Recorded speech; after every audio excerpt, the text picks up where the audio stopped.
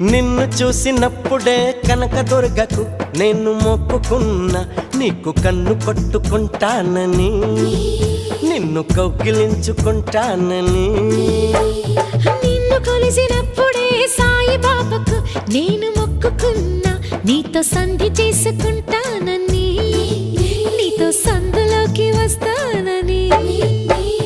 రాఘవేంద్ర స్వామికి మొక్కుకున్నా, నీతో భాగస్వామి నవుతానని. మూడు కళ్ళ శివునికి మొక్కుకున్నా, నీతో 3 రాత్రులవ్వాలని.